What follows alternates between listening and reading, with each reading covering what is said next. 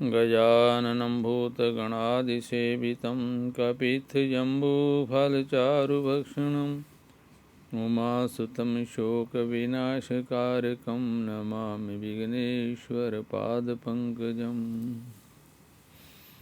नारायणं नमस्कृत्य नरं चैव नरोत्तमं देवीं सरस्वतीं व्यासं ततो जयमुदीरयेत्।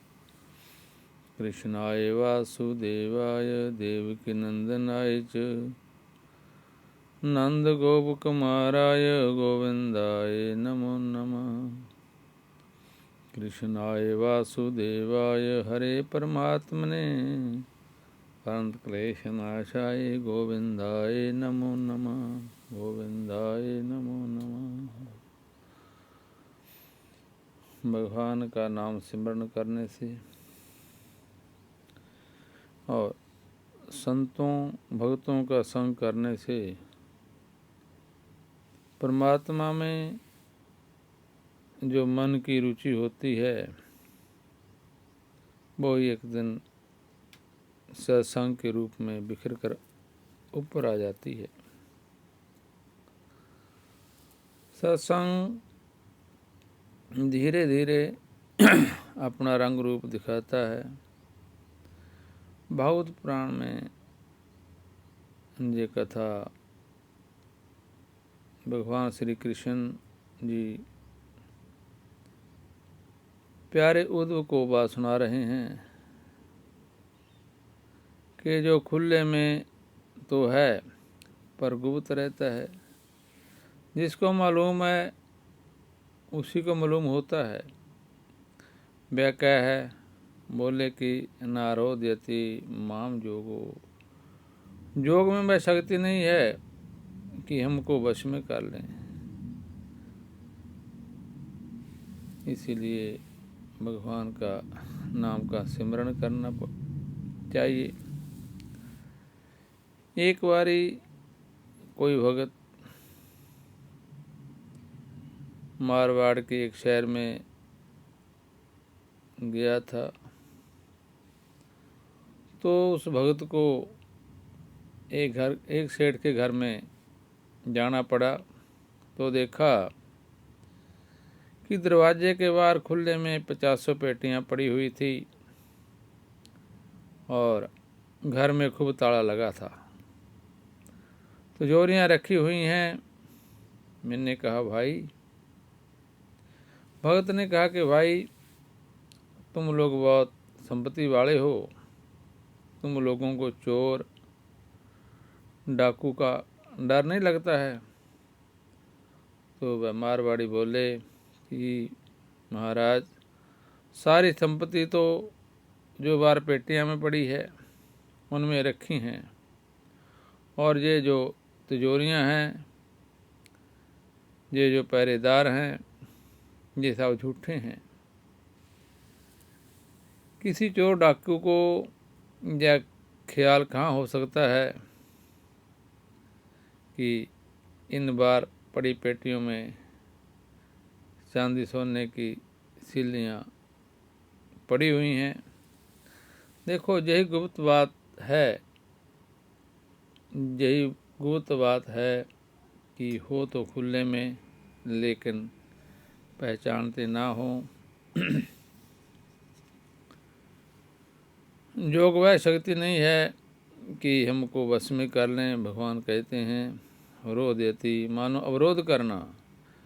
योग तो जीव के प्रयत्न से होता है, तो जीव के प्रयत्न से होने वाला योग क्या कहीं ईश्वर को अपने काबू में कर लेगा?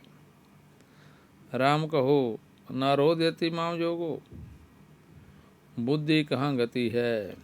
बोले कि ना बुद्धि वहाँ तक नहीं पहुँचती। धर्म एवच, और कहो कि भाई हम धर्म के बल पर वहाँ पहुँच जाएंगे, तो धर्म के बल पर स्वर्ग में जा सकते हो, निष्काम धर्म के बल पर ब्रह्मलोक में जा सकते हो, लेकिन धर्म बल पर ईश्वर को बस में नहीं कर सकते। योग तो वहाँ मिलेगा जो समाधि में है, जो अभी है, वह कैसे मिलेगा? नासवाद है। और बहुत सुविधाएं से भी परमात्मा की प्राप्ति नहीं होती। ना तपस्या त्यागो, तपस्या से परमात्मा की प्राप्ति नहीं होती।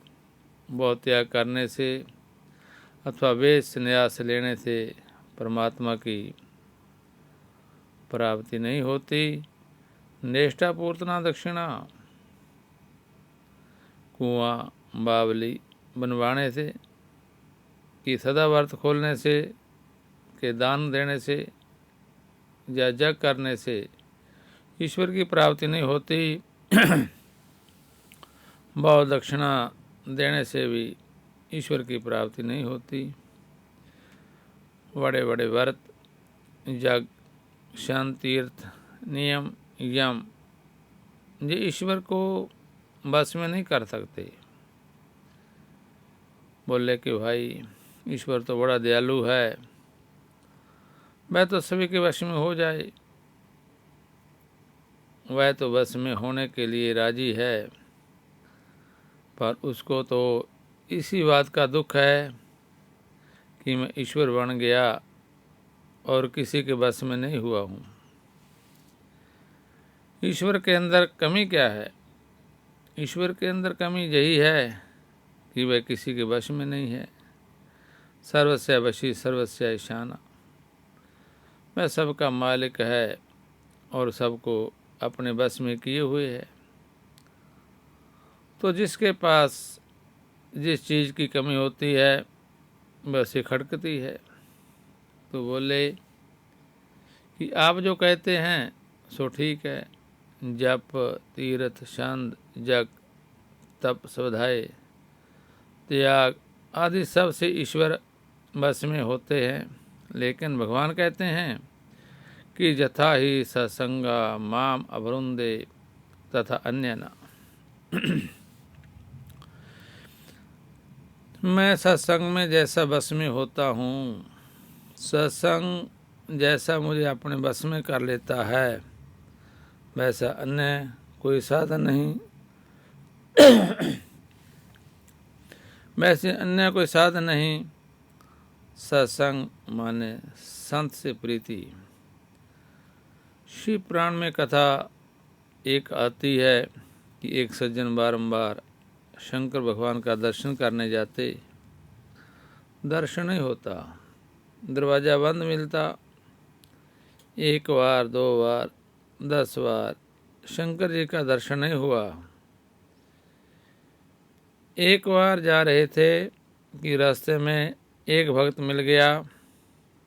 उसने पूछा कि भाई क्यों परेशान हो? उसने बताया कि इतने बार जा आया लेकिन शंकर जी का दर्शन नहीं होता। मैं बोले, भक्त जी बोले कि जाकर कह देना कि आपका अमुक भक्त हमको मिला था और उसने मुझे भेजा है कि जाओ शंकर जी का दर्शन कर आओ। अब वह जाकर चला आया कि अमुक भक्त ने भेजा है। तुरंत दरवाज़ा खुल गया, शंकर जी प्रकट हो गए और बोले कि आओ भाई आओ, मैंने तुमको स्वीकार नहीं किया। यह बात दूसरी थी, पर जब मेरे भक्त ने तुमको स्वीकार कर लिया तो अब तो हमको स्वीकार करना ही पड़ेगा। एक सिंधियों में एक कथा सुनी थी कि एक पापी के मरने पर यमराज के दूत उसको लिए जा रहे थे, तो एक संत की दृष्टि उस पर पड़ी तो बोले कि ओ जमदूतो, सुनो सुनो, क्या बात है, किसको ले जा रहे हो? बोले महाराज मुख्य पापी को ले जा रहे हैं। तो संत बोले अच्छा, यमराज से कह देना कि एक दिन इस पापी ने मुझे हंसाया था। जब जमदूत उस पापी को लेकर यमराज के पास गए और सब बात उसे सुनाई कि महाराज बोले कि इसकी सिफारिश एक संत ने की है, सो अब इसका वही खाता देखने की ज़रूरत नहीं है, अब तो इसको स्वर्ग में भेज दो, यह हमारे लोक में नहीं रहेगा। तो यथा वृंदे सत्संगा सर्वसंगा पो ही माम। आखिर सत्संग की इतनी महिमा क्यों है?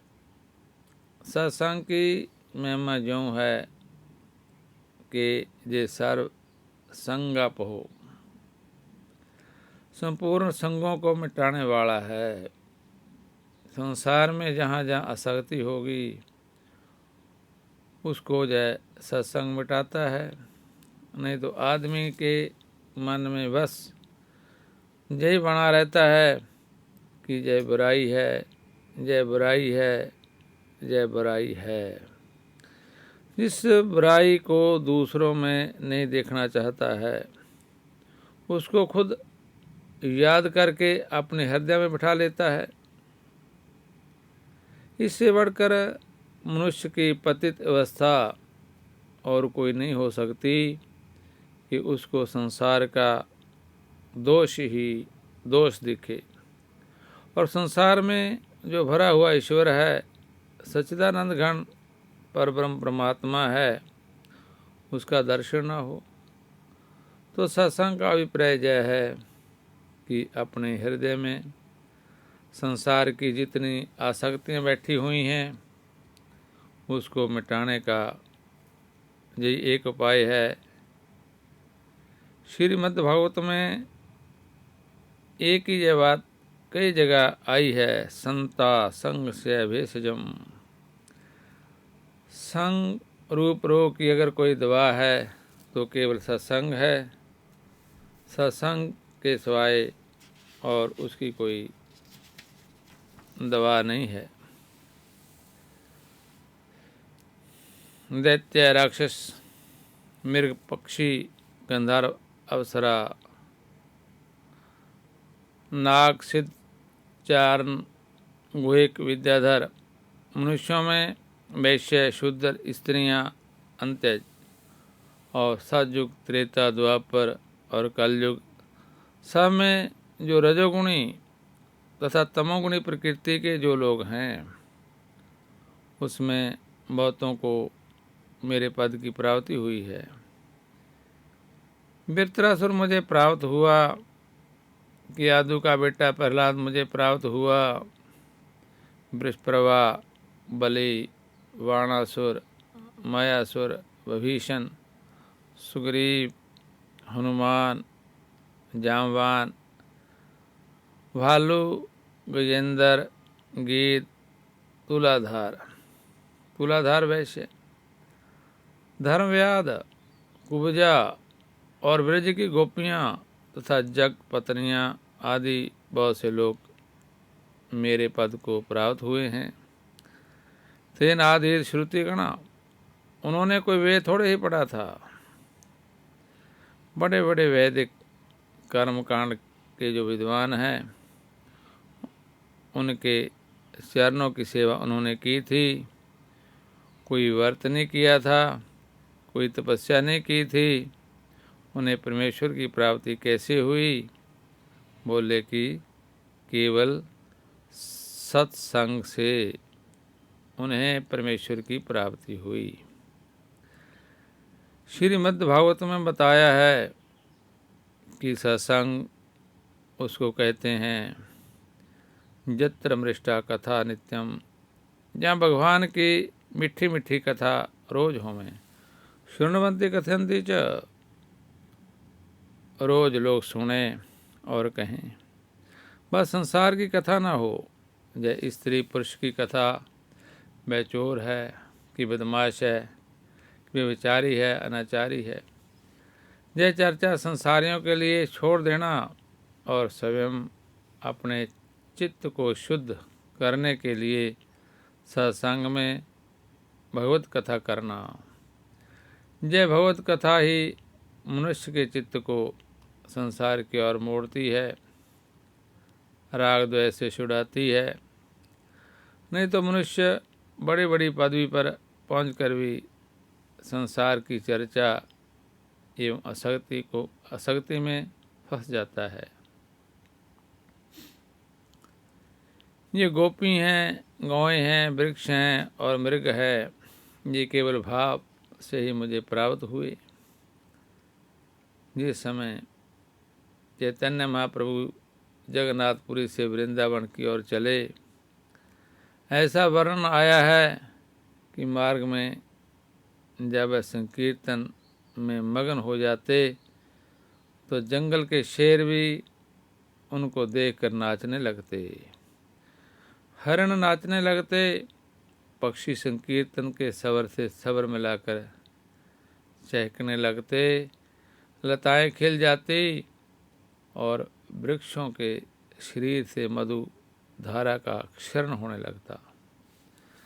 तो नारायण जब गोपियाँ श्री कृष्ण का दर्शन करती तो क्या भाव उनके हृदय में होता।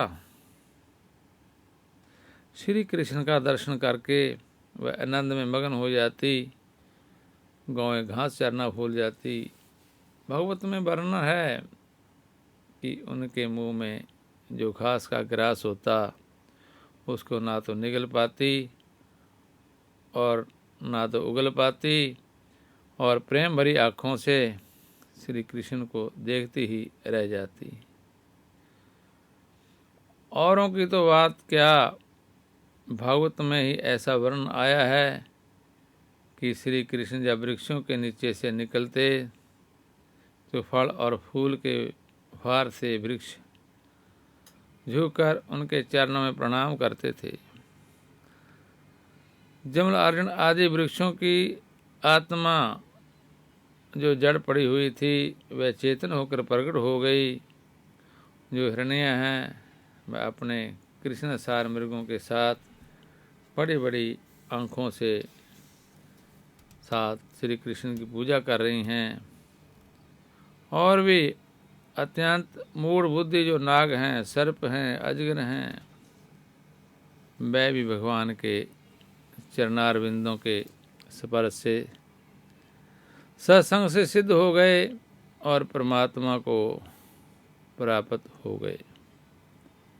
असल में जो वस्तु योग से नहीं मिल सकती, सांख्या से नहीं मिल सकती, दान व्रत यज्ञ और तपस्या से नहीं मिल सकती, बड़े बड़े व्याख्यान स्वाध्याय और संन्यास से, बड़े बड़े यत्न करने से भी नहीं मिल सकती, वह वस्तु सत्संग, केवल सत्संग से प्राप्त होती है। अपने चित्त की स्थिति को देखो। हम जय नहीं कहते कि तुम जबरदस्ती सत्संग में आओ। यदि तुम्हारे चित्त में दुख होवे, जलन होवे, अगर संसार तुम्हें बारंबार शोक दे रहा हो और तुम्हारे शरीर में रोग हो, तुम्हारा मन व्याकुल हो, तुम्हारे सगे संबंधी, रिश्तेदार, नातेदार सब तुमको धोखा दे दें, तो उधर अपने मन को हटाकर सत्संग में लगाओ, भगवान में लगाओ। देखो तुम्हारा कल्याण, तुम्हारा मंगल होता है कि नहीं, तुम्हारे हृदय में सुख शांति का जन्म होता है कि नहीं। जय तो प्रत्यक्ष है, हाथ कंगन को आरसी क्या। जय कोई स्वर्ग में सुख देने वाली बात हम नहीं करते हैं, हम तो इसी लोक में दृष्ट सुख माने जैसे भोजन करने पर तृप्ति होती है, वैसे सत्संग करने से तृप्ति होती है और सुख मिलता है। मरने के बाद तुमको धर्म होगा, उसकी चर्चा नहीं कर रहे हैं। इसी जीवन में तुम्हारा दुख मिटकर सुख मिले, अशांति मिटकर शांति मिले, अतृप्ति मिलकर तृप्ति मिले, तुम्हारा रोम रोम दिल दिमाग खिल जाए। बस ये जो राग द्वेष करने वाले दुष्ट लोग हैं उनका संग छोड़कर सत्संग करो, जहाँ केवल भगवान की चर्चा हो और भगवान में अपना मन लगे। भगवान भागवत में जगह जगह ऐसा प्रसंग आया है कि जहाँ किसी बहाने गोपी की याद आ गई, वहाँ सुखदेव जी भी 2 श्लोक उनके बारे में बोल देंगे, सूत भी 2 श्लोक बोल देंगे, और भगवान के सामने भी गोपियों की चर्चा आ जाए तो वह भी 2 बात उनके बारे में जरूर से ज़्यादा ही बोल कर जाते हैं। तो अब भगवान श्री कृष्ण को ब्रज की याद आ गई। बोले, उद्धव तुमको क्या सुनाऊं? जब श्वफल का बेटा क्रूर मुझे बलराम के साथ मथुरा ले गया, मैं मथुरा आया। ऐसा नहीं बोलते हैं मथुराम पणे थे। अरे पे जबरदस्ती हमको ले गया। हम जाना थोड़ा ही चाहते थे, लेकिन हम तो मन रखता चित्त मुझ में अनुरक्त है चित्त जिनका, वह गोपियों मेरे वियोग से अत्यंत दुखित हुई। देखो, सबका चित्त कहीं न कहीं अनुरक्त होता है, बिना रंग का किसी का नहीं होता, बिना रंग का किसी का मन नहीं होता है। आँख बंद करके देखो तो तुम्हारे मन में कोई ना कोई आदमी आ जाएगा, कोई धन आ जाएगा, वो आ जाएगा, वस्तु आ जाएगी। तो सबके मन में किसी न किसी का रंग चढ़ा हुआ होता है, उसी को वासना कहते हैं, संस्कार कहते हैं। तुम्हारे मन में क्या आता है? तो नारायण गोपियों का चित्त अनुरागी तो था, लेकिन श्री कृष्ण का अनुरागी था। जा अनुरागी चित्त की गति समझ नहीं कोय, ज्यों ज्यों बूढ़े श्याम रंग त्यों त्यों उज्जवल होए। यह तो अपना अनुरागी चित्त है, इसकी गति को साधारण लोग नहीं समझते हैं। यह तो काले रंग में डूबता है और सफ़ेद होता है। काले में डूबे तो काला होना चाहिए। बोले कि नहीं, डूबता तो काले रंग में है और होता है उज्जवल। क्या जादू का खेल है। मया अनुरक्ता चित्त, गोपियों का चित्त श्री कृष्ण के रंग में रंगा हुआ है। उनके आगे कृष्ण, पीछे कृष्ण, बाएं कृष्ण, ऊपर कृष्ण, नीचे कृष्ण। ऐसा चित्त रंगा हुआ कि कृष्ण को निकालने के लिए गोपी प्राणायाम कर रही हैं, क्योंकि घर का कोई काम नहीं होता। उनका भाव ऐसा अवगाहन कर गया, बिगाड़ माने डूब गया। जैसे नदी में कोई डुबकी लगावे तो उसके ऊपर नीचे जैसे जल रहता है, वैसे उसका भाव कृष्ण में ऐसा डूब गया कि सब और उन्हें कृष्ण ही कृष्ण दिखते। और जब अक्रूर उन्हें ले गया, तब योग की तीव्र चिंता से अब उनको यह आशा नहीं रही कि और किसी से हमको सुख मिलेगा। अब गोपियों के जीवन में 2 बातें प्रकट हुई। एक तो उन रात्रियों को देखो जब मुझ अपने परम प्रियतम के साथ उन्होंने वह रात्रियाँ व्यतीत की थी। तब वृंदावन में मैं उनकी आंखों के सामने प्रकट रहता था, मेरे साथ विहार करते हुए, रास करते हुए, हंसते खेलते नाचते हुए उनकी रात ऐसे बीती थी जैसे आधा क्षण। वही गोपियाँ, वही वृंदावन, वही रात, लेकिन मेरे बिना उन गोपियों की क्या दशा हुई। हीना में कल्प समा भू भू, मेरे बिना उनके लिए वह रात्रियाँ कल्प के समान हो गई। क्यों, वृंदावन वही, गोपी वही, रात वही। फिर यह फर्क क्यों पड़ गया, क्योंकि मैं उनके सामने नहीं था। मेरे साथ, मेरे सामने उनके लिए एक रात आधे क्षण के बराबर, और मेरे बिना एक रात उनके लिए कल्प के बराबर। योगियों की जो दशा समाधि में होती है, वही दशा उनकी प्रेम में हो गई। कोई योगाभ्यास करके तन्मय होते हैं, कोई बुद्धि से चिंतन का विषय बनाकर तन्मय होते हैं, और गोपियों ने सत्संग से प्राप्त अनुसंग माने प्रीति, प्रेम, आसक्ति से उन्होंने अपने चित्त को मेरे साथ बांध दिया।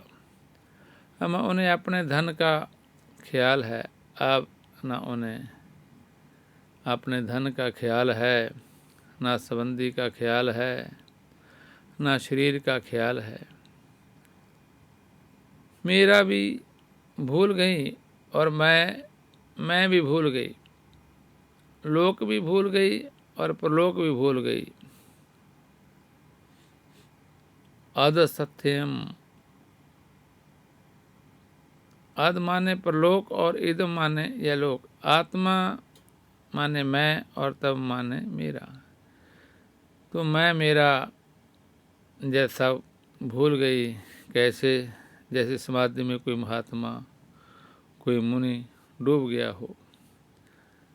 जैसे नदी या समुद्र में घुस जाती है तो नाम रूप छोड़कर समुद्र रूप हो जाती हैं, ऐसे ही गोपियाँ मुझ में प्रविष्ट हो गई और अपने नाम रूप, रिश्ता, नाता, संसार सब को छोड़कर मुझ में एक हो गई।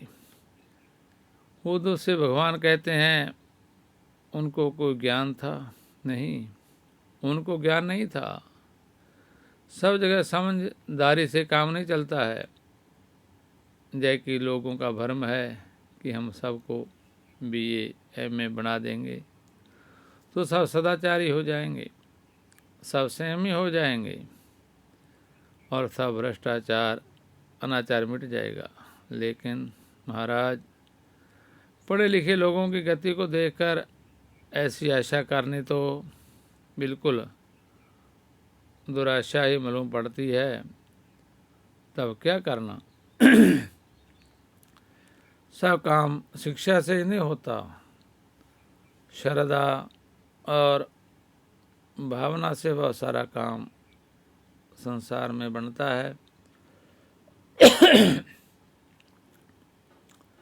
क्योंकि श्रद्धा अपने हृदय की संपत्ति, भाव अपने हृदय की संपत्ति है।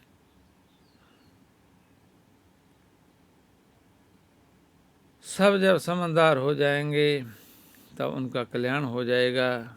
ये मत सोचना सृष्टि में सब समझदार कभी नहीं होंगे, लेकिन जो समझदार नहीं हैं वह श्रद्धा और भावना से अपना कल्याण कर सकते हैं। तो गोपियों ने क्या किया? बोले कि अस्वरूपविद, वह भगवान के स्वरूप को नहीं जानती थी, इसी से तामस फल प्रकरण में उनकी गणना करने का और हेतु क्या है? अथवा जो समझो कि प्रेम में इतने मगन हैं कि उनको ज्ञान की जरूरत ही नहीं है। उनके मन में तो बस एक कामना है कि हमको कृष्ण मिलें। कृष्ण को जानती हैं क्या? ब्रह्म। बोले कि ना, रमण जारम, वह तो समझती हैं कि वह रमण करने के लिए है, हमारा रमण है, वह हमारा जार है। वह उसके स्वरूप को नहीं समझती हैं, परंतु ब्रह्मा परम प्रापु, कृष्ण कहते हैं कि वह मेरे परम स्वरूप ब्रह्म को ही प्राप्त हुई। कैसे हुई? संगात जय सांकी महिमा है, अगर आए तो हमारे पास ही ना, जाने कि ना जाने। अगर कोई हाथ आग पर रखकर हाथ पर रखे, अगर कोई अपना हाथ आग पर रखेगा तो जलेगा कि नहीं? अनजान में जहर पी लेगा तो मरेगा कि नहीं? अनजान में अमृत पी ले तो अमर होगा कि नहीं? ना ही वास्तु शक्ति बुद्धि निरपेक्षते, वास्तु की शक्ति इस बात का ख्याल नहीं करती है कि हमको जानता है कि नहीं जानता है। इसलिए श्री कृष्ण के संग में जो गोपी पहुंच गई, सबका कल्याण हो गया। भगवान कहते हैं कि इसलिए उद्धव, मेरे भजन का प्रभाव ऐसा है, सत्संग का प्रभाव ऐसा है, क्योंकि सत्संग का प्रभाव ऐसा है, इसलिए उद्धव तुम जय मत देखो कि वेद में क्या करने को लिखा है, और जय भी मत देखो कि क्या छोड़ने को लिखा है, क्या प्रवृत्ति मार्ग है और क्या निवृत्ति मार्ग है, गृहस्थ आश्रम है कि संन्यास आश्रम है, इसका कोई ख्याल मत करो। क्या अभी सुनना है और क्या सुन चुके हैं, इसका भी ख्याल मत करो। क्या करें? गीता में बोले हैं, सर्वधर्मान परित्यज्य मामेकं शरणं व्रज अहं त्वा सर्वपापेभ्यो मोक्षयिष्यामि मा शुचः। एक जो मैं हूँ उनकी शरण में आओ। तुम एक कौन हो महाराज? तो भगवान बोले कि सर्वदेही नाम आत्मानम, मैं सबका आत्मा हूँ। तुम मुझ एकाकी शरण में आ जाओ। तो पूछते हैं कैसे शरण में आ मैं? भगवान बोले सर्वात्म भावे न, सबका आत्मा एक परमात्मा है, ना कोई राग और ना कोई द्वेष।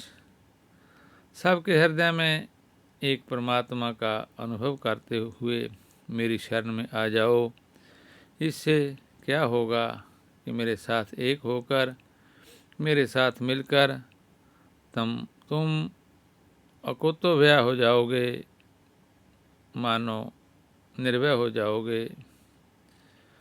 उद्धव जी, अब उद्धव जी भगवान श्री कृष्ण से प्रश्न करते हैं, विश्वनाथ चक्रवर्ती ने इससे एक व्यंग निकाला है। वह कहते हैं कि जब तुमने श्री कृष्ण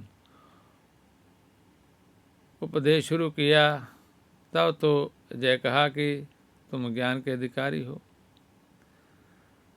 सबके स्नेह स्नेह छोड़ो और सारी सृष्टि को माया मात्र समझो, क्योंकि यह मनोमयी है और सारी धरती में समदृष्टि होकर विचरो। इस पर उद्धव जी को जय मालूम हुआ कि मैं ज्ञान का अधिकारी हूँ, ऐसा तुम समझते हो। फिर थोड़ी देर के बाद तुमने जय कहा कि मयि सर्वाणि कर्माणि विनश्य निरपेक्ष समाचार, निष्काम होकर मेरे लिए सब कर्म करो। ऐसा तब ऐसे लगा कि उद्धव जी निष्काम कर्म के अधिकारी हैं। और अब तुम कहते हो कि तस्मात् तम बुद्धेषु, सब धर्म कर्म छोड़कर मेरी शरण में आ जाओ। तो अब उनको मालूम पड़ता है कि शरणागति भक्ति के अधिकारी हैं।